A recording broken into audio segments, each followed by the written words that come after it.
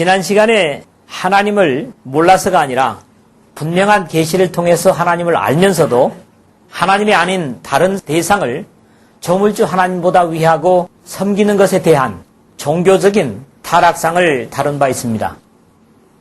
세상에 많은 다른 종교들이 있고 그러한 비진리들이 대상이 되겠지만 그보다 더 심각하게 생각해야 하는 것은 사람들의 마음속에 주신 양심의 법과 이 세상의 모든 피조 세계의 아름다움, 그런 것들을 통해서 자신을 계시하신 창조주요 선지자 되시는 피조물에 나타난 하나님의 계시와 그보다 더 완벽한 계시인 성경과 예수 그리스도를 중심으로 이제는 핑계치 못할 그 계시를 받은 그리스도인들에 대해 더 큰 경계를 가져야 함을 제가 말씀드린 바 있습니다.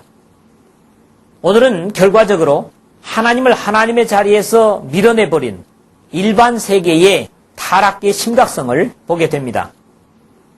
그것은 온전한 하나가 되게 하신 남녀의 귀중한 부부의 관계가 깨어져서 스스로 사람됨을 거절하고 동물화된 성적인 타락상과 옆으로 인간관계의 부조화를 보일 수밖에 없는 결과들은 하나님을 거절한 자리에 어둠과 부조화만 가득하게 되는 사회상의 비극을 불러올 수밖에 없는 그런 모습을 보게 됩니다.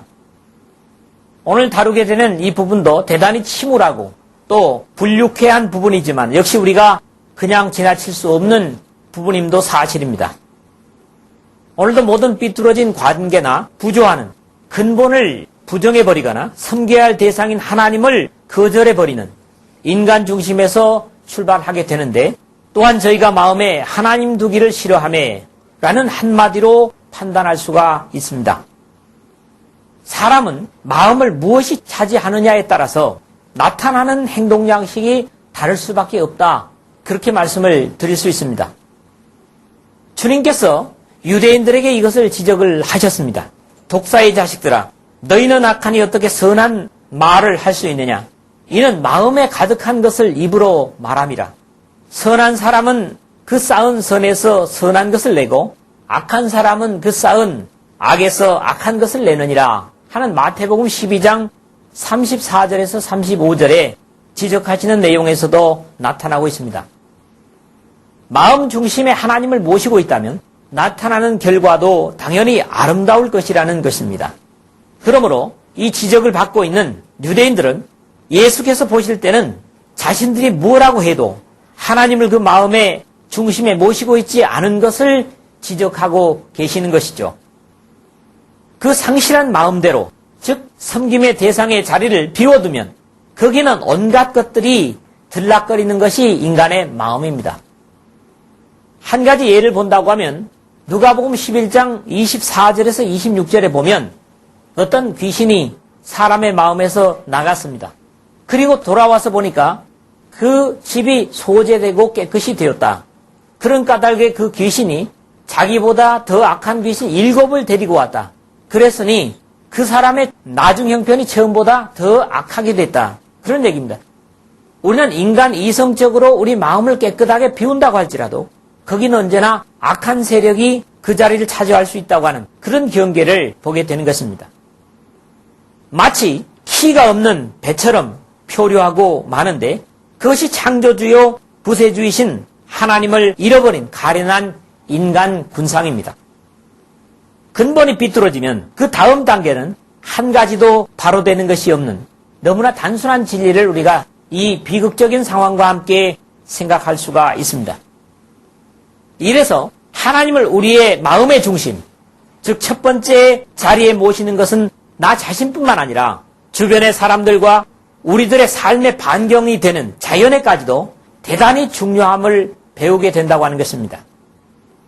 어느 순간도 우리의 마음의 왕좌에 하나님 아버지를 변함없이 모심으로 천국은 물론 이 땅에서조차도 영육의 균형 잡힌 삶이 되어서 하나님과 사람들에게 아름답고 유익한 천국의 백성됨으로 여러분들의 인생을 사시기를 주님의 복되신 이름으로 부탁을 드립니다. 오늘도 이 말씀을 한 두세 부분으로 나눠서 생각을 하겠는데 첫 번째로는 26절에서 27절의 말씀입니다. 바로 하나님을 우리 마음 중심의 좌소에서 밀어내버린 첫째적인 결과가 뭐냐? 하나님의 형상을 가진 인간됨을 상실한, 즉 성에 비뚤어진 사용을 보게 된다고 하는 사실입니다. 오늘 이런 일들은 우리 주변에 너무나 흔하게 나타나고 있는 현상들임을 봅니다. 이 사회의 가장 치명적인 삐뚤어진 행위가 바로 성에서 나타남을 보는데, 하나님에 대한 경외심이 없는 사회일수록 하나님의 가장 위대한 창조 질서인 부부와 가정의 붕괴를 보게 되는 겁니다. 믿음에 있다고 하는 우리 신앙하는 사람들조차도 하나님에 대한 경외감이 희미해지고 무사안일해지면 마치 궁전 옥상에 바람을 쐬던 다윗처럼 범죄하는 일의 수순을 거치게 되는 것들을 이 역사 속에서 들어봅니다. 믿음의 선진들에게서도 그런 것을 보는 거죠. 이것을 뭉화시키기 위해서 당연히 다음 단계로는 살인을 저지르는 일까지도 역시 다윗의 경우와 같습니다. 사람을 직접적으로 육신을 죽이는 것이 아니라 영적으로 미워하는 것 자체가 살인임을 볼 때 이렇게 말씀을 드릴 수가 있다는 거죠. 이 제목에서 몇 가지를 생각하는데, 첫째는 질서는 하나님께서 주신 것입니다. 사람이 아닌 하나님께서 지으신 모든 것들은 완벽하게 질서를 유지합니다. 여러분 보십시오. 서쪽에서 해 뜨는 것 본 적 있습니까? 없습니다. 이런 단순한 것을 보면서도 하나님께서 지으신 삼라만상은 너무나 질서정연하게 움직여가는 것을 본다고 하는 것이죠. 그러나 부끄럽게도 하나님의 형상으로 지음을 받았다고 하는 사람들만이 이 우주 속에 가장 질서를 무시하는 주범들입니다. 물론 마귀 사탄의 사주를 받기 때문이죠. 결국 하나님의 말씀이 아닌 마귀 사탄의 사주를 받는 인간만이 가장 흔하게 질서를 어기는 존재들로 나타납니다. 내어버려 두셨으니 그랬거든요. 이 말이 좀 살펴봐야 될 내용이 되기 때문에 원문을 한번 보도록 하겠습니다. 내어버려 두셨다고 하는 말은 파라디돔이라는 말입니다. 포기하다 또는 던져버렸다, 그런 말입니다. 그러므로 하나님께서 던져버렸다, 포기해버렸다, 그런 말이 뭐냐? 내어버려 두셨다 하는 겁니다. 곧 저희 여인들도 순리대로 쓸 것을 바꾸어 영리로 쓰며 이와 같이 남자들도 순리대로 여인 쓰기를 버리고 서로 향하여 음욕이 불릴듯 하며 남자가 남자로 더불어 부끄러운 일을 행하여 그랬습니다. 여기서도 타락된 성의 주도를 여인들이 먼저 언급되고 있는 것이 타락상의 또 다른 고발입니다. 저희 여인들도 순리대로 쓰는 것을 바꾸어 영리대로 쓰며 그리고 이와 같이 남자들도 했다는 거예요. 특히 여인이나 남자라고 하는 표현들은 인격적인 존재로보다는 암컷, 수컷이라고 하는 그런 용어로 쓰이고 있는 것들이 특이합니다. 하나님 형상을 가진 사람이 아니라 단순한 본능적으로 행해지는 그런 행동을 하는 동물에다가 비교하기 위해서 벨리스, 영어로 female이라고 하는 뜻이고요. 그 다음에 남자, 아르헨이라고 하는 말로 매일 수컷을 얘기하는 겁니다. 결국 하나님을 마음 자소해서 쫓아내버리면 그것은 더 이상 사람이 아닌 암컷과 수컷의 짐승으로 전락할 수 있다고 하는 무서운 경고를 보는 것입니다. 그리고 그런 상태의 사람은 외관상으로 얼굴은 가졌다고 할지라도 하나님은 팽개쳐 버리시는 그런 버림을 당한다고 하는 사실을 보는 것이죠. 이 성의 문제에 있어서도 사실 짐승보다도 사람이 더 추한 것이 사실 아닙니까? 적어도 짐승들은 순리를 깨는 짓은 하지 않는 것이 일반적입니다. 대부분은 순리대로 쓸 때 가치를 나타내는 것이 일반적이죠. 그러나 어그러지고 삐뚤어진 세대는 모든 것들을 그릇되게 억지로 쓰기 때문에 계속 부작용을 낳고 있습니다. 이 시대가 많은 것들을 순리대로 쓰지 않고 영리로 쓰지만 가장 치명적으로 문제가 될 수 있는 것이 바로 남녀 간의 성의 영리 문제입니다. 감옥에 갇힌 바울은 이는 너희가 흠이 없고 순전하여 어그러지고 거스리는 세대 가운데서 하나님의 흠없는 자녀로 세상에서 그들 가운데 빛들로 나타내며 빌립보서 2장 15절에게 그런 당부를 주고 있습니다. 이 세대는 바울의 시대부터 이미 어그러진 세대다. 그렇기 때문에 그들 가운데서 우리가 빛으로 나타나지 않으면 안 된다 하는 말씀이죠. 분명 마지막 시대인 이때는 어그러지고 거스리는 세대입니다. 그런 세대이기 때문에 우리가 하나님께서 명령하시는 질서를 따라서 사는 것이 더욱더욱 중요하다는 당부지요. 에덴에서 하나님과의 법을 먼저 깨트린 당사자가 여자인 하와였다면 남자와 부부의 관계 문제를 일으키는데 거론되는 것도 남자보다 여인이 먼저 등장한다고 하는 것이 특이합니다. 최근에 교육으로 대두되는 기러기 아빠 이야기들에서도 보면 여인들이 앞선다는 보도들은 이런 것과 무관하지 않다고 하는 사실을 생각하게 합니다. 질서가 무너진 곳에는 무질서가 판칠 수밖에 없습니다. 보시기에 좋았던 이 아름다운 피조 세계에는 가시와 엉겅퀴가 나서 불편을 가져오게 되었고 에덴에서 하나님과의 아름다운 교제의 환희는 죄로 인해서 두려움으로 바뀌고 말을 봅니다. 순리대로 쓸 것을 바꾸어 영리로 쓰며 라는 표현은 여러 형태로 이해가 됩니다. 어떤 것들이 허용된 것을 넘어서 사용될 때 나타나는 부작용들은 이 사회에서 너무나 흔하게 보여지는 것들이기 때문에 그렇습니다. 가장 대표적인 두 가지를 보는데요. 요즘 상류층 부부의 스와핑이라고 하는 것을 봅니다. 이 스왑이라고 하는 것이 영어로 바꿔 쓴다고 하는 것입니다.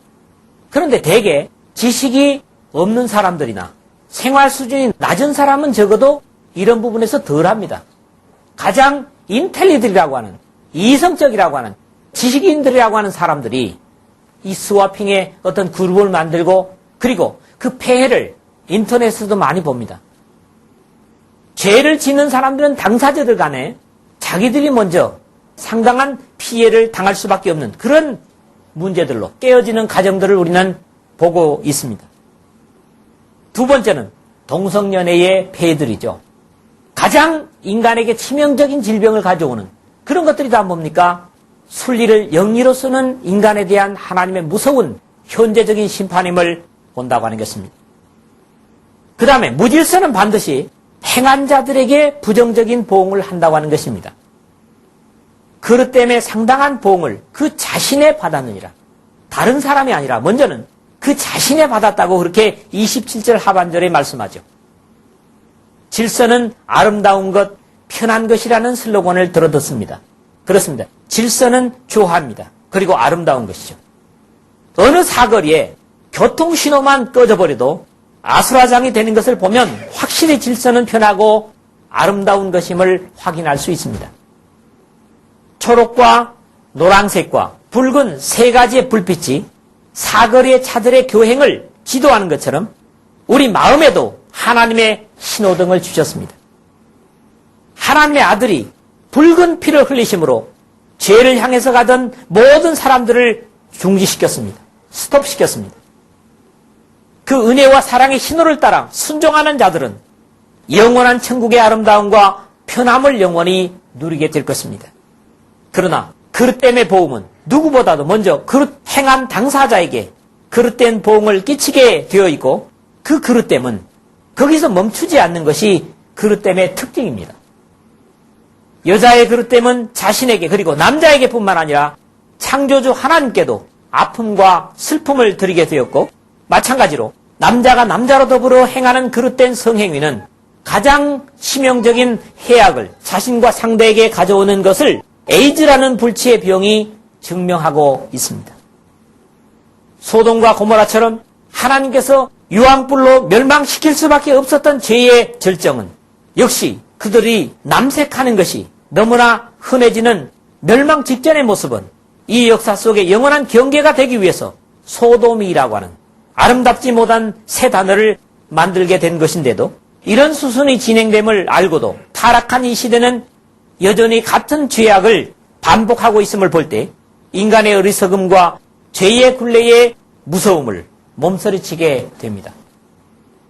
하나님의 말씀을 순종하는 일은 평화와 희락과 소망을 충만히 가져오는 것이 사실인데도 사람들은 주님의 말씀을 순종해서 얻는 기쁨보다도 죄악을 더 탐닉하려고 하는 죄성을 더 강하게 느끼게 하는 것이 에덴 이후의 사람들의 모습입니다. 죄의 싹은 사망이요 하나님의 은사는 그리스도 예수 우리 주 안에 있는 영생이라. 죄의 싹은 사망일 수밖에 없지만 하나님의 선물은 우리에게 믿고 순종하기만 하면 영원히 누릴 수 있는 영생이라고 하는 말씀입니다. 우리 모두가 하나님의 선물인 그리스도 예수 우리 주 안에 있는 영생을 지금에도 그리고 영원히 순종으로 누리는 복된 하나님의 사람들로 사시기를 주님의 이름으로 부탁을 드립니다. 두 번째 부분은 28절에서 31절에 그리고 32절의 내용인데요. 모든 인간관계의 부조화를 본다고 하는 것입니다. 사람은 누구나 예외 없이 누군가를 자신의 추앙의 대상, 섬김의 대상으로 모실 수밖에 없고 본래적으로 그 자리는 영원히 하나님의 것이었습니다. 그러나 죄에 길들여진 사람들은 이것을 억울하다고 생각합니다. 하나님이 내 인생을 좌우하는 것은 억울하다. 또 비극이라고 생각해서 하나님을 마음의 중심에서 가만히 쫓아내버립니다. 그러나 사실 죄성의 당사자는 모르지만 이렇게 되는 것은 자신이 하나님으로부터 쫓겨나는 사실임을 알아야 됩니다. 여기서도 한 4가지 정도를 생각하겠는데, 첫째는 마음에 하나님 두기를 싫어함으로 출발합니다. 비극의 시작은요. 또한 저희가 마음에 하나님 두기를 싫어함에 그렇게 시작했잖아요.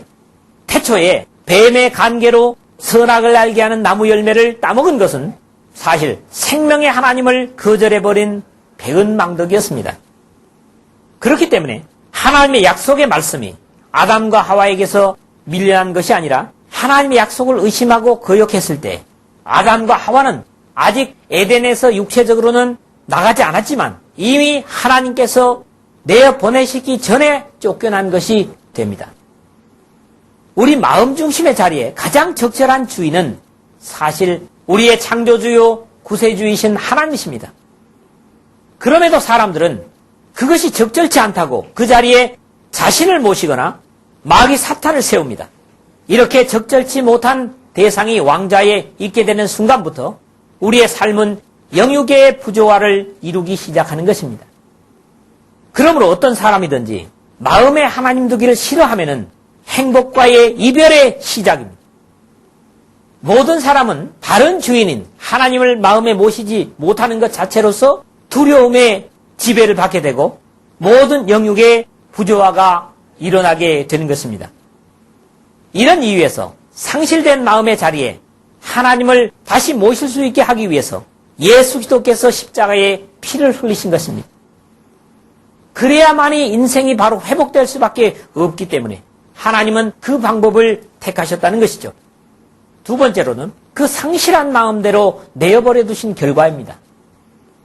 하나님께서 저희를 그 상실한 마음대로 내어버려 두사 합당치 못한 일을 하게 하셨으니 이 표현이 좀 특이합니다.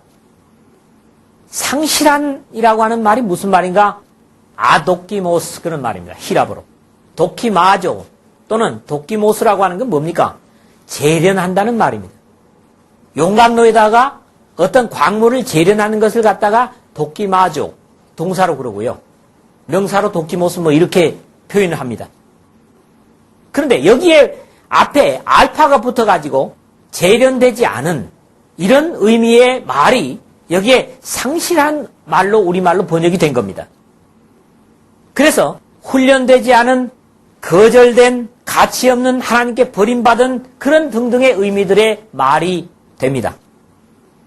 베드로 사도는 사람이 경건에 훈련되지 못하면 음심이 가득한 눈을 가지고 범죄하기를 쉬지 아니하고 굳세지 못한 영혼들을 유혹하며 탐욕에 연단된 마음을 가진 자들이니 저주의 자식이라 베드로후서 2장 14절에 경계를 주고 있습니다. 이런 이유에서 영적인 채찍이 없는 자를 사생하라고 히브리서 기자는 말하는 것입니다. 주께서 그 사랑하시는 자를 징계하시고 그의 받으시는 아들마다 채찍질을 하심이니라 하였으니 너희가 참음은 징계를 받기 위함이라. 하나님이 아들과 같이 너희를 대우하시나니 어찌 아비가 징계하지 않은 아들이 있으리요. 징계는 다 받는 것이거늘 너희에게 없으면 사생자여 참 아들이 아니니라. 경건의 훈련을 위한 징계는 하나님께서 사랑으로 치는 채찍이라고 하는 것이죠. 그리고 이것이 없으면 결국 어떻게 된다고요? 죄악에 연단되고 불의에 연단되어서 하나님으로부터 버림을 당할 수밖에 없는 그런 상태가 된다고 하는 말씀입니다. 사람은 어떤 한 주인을 마음의 중심에 반드시 모셔야 하듯 연단되는 것에서도 마찬가지입니다. 경건의 연단이 되든지 탐욕에 연단될 수밖에 없는 존재들입니다. 여러분들은 무엇으로 연단되기를 바라십니까? 이왕에 연단을 받아야 한다면 경건에 연단될 수 있어야 할 것입니다. 세 번째로는 이 세상에서 나타나는 모든 부정적인 인간관계들이 거기에 따라오는 것을 봅니다. 곧 모든 불의, 추악, 탐욕, 악의가 가득한 자요, 시기, 살인, 분쟁, 사기, 악독이 가득한 자요, 수군수군하는 자요, 비방하는 자요, 하나님의 미워하시는 자요, 능욕하는 자요, 교만한 자요, 자랑하는 자요, 악을 도모하는 자요, 부모를 거역하는 자요, 우매한 자요, 배약하는 자요, 무정한 자요, 무자비한 자라. 입에 참 이게 담기가 거북한 그런 표현들이죠. 특히 좀 우리가 죄악시하지 않은 것들이 있는데 그게 뭡니까? 수군수군하는 것. 수군수군은 왜 죄악시하느냐? 떳떳지 못한 것들을 귀에 대고 수군거리기 때문에 수군수군이 여기에 죄의 항목이 든다고 하는 것입니다. 하나님과 근본이 비뚤어져 버린 사람들은 그 다음의 단계가 뒤틀리고 꼬이는 것은 어쩌면 당연한 결과일 것이다. 그렇게 생각을 합니다. 모두가 비극적이요 절망적인 관계를 묘사하는 표현들입니다. 여기 적어도 21가지나 되는 비극적인 항목들은 여러 가지로 분류되기도 하겠지만은 계속 입에 올리기에 그다지 유쾌하지 못한 표현들로 한 단어 한 단어를 분석할 필요는 느끼지 않고 결국 21가지의 열매를 맺게 되는 발생 원인은 한 가지라는데 더 충격적입니다. 이 말은 한 가지만 조심하고 경계하면 이런 엄청난 비극적인 여러 가지 용어들은 발생하지 않을 수 있다는 소망으로 이 말씀을 이해할 수 있는 것이죠. 하나만 바로 되면 이 21가지의 일들은 일어나지 않습니다. 얼마나 감사합니까? 예수께서는 사람에게서 나오는 그것이 사람을 더럽게 하느니라 속에서 곧 사람의 마음에서 나오는 것은 악한 생각 곧 음란과 도적질과 살인과 간음과 탐욕과 악독과 속임과 음탕과 흘기는 눈과 회방과 교만과 광패니 이 모든 악한 것이 다 속에서 나와서 사람을 더럽게 하느니라. 마가복음 7장 20절에서 23절에 그렇게 말씀을 합니다. 우리가 본문에서 보는 그런 항목들을 예수님께서 거의 말씀을 하고 있습니다. 바울 사도 역시 이런 모든 것들이 육체의 일이라고 하는 것을 증거하죠. 육체의 일은 현저하니 곧 음행과 더러운 것과 호색과 우상숭배와 술수와 원수를 맺는 것과 분쟁과 시기와 분냄과 당짓는 것과 불리함과 이단과 투기와 술취함과 방탕함과 또 그와 같은 것들이라. 전에 너희에게 경계한 것 같이 경계하노니 이런 일을 하는 자들은 하나님의 나라를 유업으로 받지 못할 것이요. 이런 결과들을 나타내는 사람들은 하나님의 나라를 유업으로 받지 못할 것이다. 갈라디아서 5장 19절에서 21절에 같은 경계를 주고 있습니다. 이 제목에서 네 번째로는 바로 32절의 말씀입니다. 자신이 악을 행할 뿐만 아니라 악을 역성든다고 하는 것입니다. 악의 편을 든다는 얘기죠. 저희가 이 같은 일을 행하는 자는 사형에 해당하다고 하나님의 정하심을 알고도 자기들만 행할 뿐 아니라 또한 그 일을 행하는 자를 옳다 하느니라 그랬습니다. 여기서 하나님의 정하심을 알고도 라는 사실이 심각합니다. 몰라서가 아니라 죄에 길들여진 인간은 자신이 범죄할 뿐만 아니라 그 죄에 대한 형벌이 사형에 해당하다는 사실을 알면서도 행하고 또 같은 범죄자들을 판결하지 못하고 옳다고 변호하는 죄의 무서운 연대성을 보는 것입니다. 이 세상에 법이라고 하는 것이 어떤 경우에 진정으로 형벌을 받아야 될 사람들이 오히려 자유를 얻고 그리고 형벌받지 않아야 될 의인들, 고난과 어려움을 겪으면서도 바르게 살고 있는 사람들이 형벌받는 이런 것들이 왜 그렇습니까? 바로 판단을 하나님이 아닌 죄성을 가진 인간들이 하기 때문이라고 보는 것이죠. 죄는 자신이 같은 죄인일 때 바른 판단을 할 수 없고 이런 입장에서 공의와는 거리가 먼 판단이 이루어져 때로는 의인을 죽이는데 가편투표를 던지게 되는 것입니다. 죄인은 자신의 죄를 변명하고 함께 넘어질 동료를 찾을 뿐만 아니라 판단 자체가 흐려져서 의인을 죽음으로 몰아넣게 되는 것입니다. 이래서 예수 그리스도께서 십자가를 지셨고 스데반이 돌을 맞아 죽었고 바울 사도는 목베임을 당해 죽은 것입니다. 결국 죄는 모든 사람을 죽음으로 함께 끌고 가는 무서운 괴력을 가졌기 때문에 이 저주의 사슬에서 우리를 끌어주시려고 의로우신 주님께서 십자가를 지신 것입니다.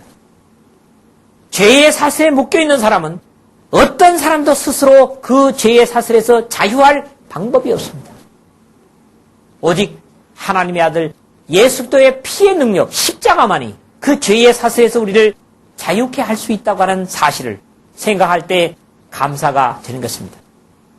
이런 모든 비극은 저희의 마음에 하나님 두기를 싫어하는 결과들입니다. 가장 큰 저주는 하나님으로부터 버림을 당하는 것입니다.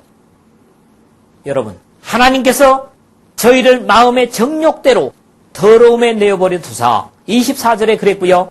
하나님께서 저희를 부끄러운 욕심에 내어버려 두셨으니 26절 그랬고요. 하나님께서 저희를 그 상실한 마음대로 내어버려 두셨다. 세 번씩이나 하나님으로부터 버림을 당한 비극적인 묘사들을 보게 됩니다.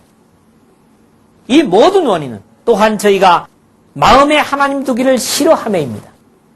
하나님께서 포기하고 던져버리시기까지 가서는 안 됩니다. 위대한 믿음의 영웅들의 대부분은 실수가 없었던 완벽한 인물들이기보다는 그 실수로 범한 죄에서 돌아서는데 용감한 사람들이었습니다. 그러므로 우리 마음에 예수 그리스도를 모시고 산다는 것 자체가 대단히 큰 행운입니다. 이 우주의 창조주며 운행자요 죄에서 우리를 사주신 구세주이신 예수 그리스도를 우리 마음의 왕으로 모실 때 우리의 삶은 이 우주의 운행 질서처럼 순리를 따라 질서를 잡고 천국에 이를 때까지 하나님과 자연과 이웃과 우리 자신과 조화로운 삶과 행복을 누리게 될 것입니다. 또 참으로 예수 그리스도를 여러분의 왕으로 마음 중심에 모시고 사는 사람들은 그런 삶을 살고 있을 것입니다. 이래서 하나님의 품을 떠난 인류의 모든 사람들은 예수 그리스도를 다시 영접하는 것이 일생의 가장 귀중한 과제입니다. 또 믿음의 사람들이 주님 없이 살았던 과거를 돌아보면 몸서리 쳐지는 것이 사실이죠. 우리 각자의 마음 중심에 주님을 왕으로 모시는 것 자체가 바른 질서의 시작이요. 그것이 바로 순리입니다. 이것이 하나님과의 바른 관계요. 이웃과 자연과 조화를 이루는 출발점입니다. 또한 저희가 마음에 하나님 두기를 싫어하며 이 비극적인 저주가 여러분 모두에게는 해당되지 않는 예수 그리스도를 여러분의 마음 중심에 충만히 모시고 삶으로써 여러분의 삶의 조화와 기쁨과 감사가 그리고 하나님의 성령의 역사가 여러분의 인생이 끝날 때까지 충만하시기를 주님의 복되신 이름으로 축원을 드립니다.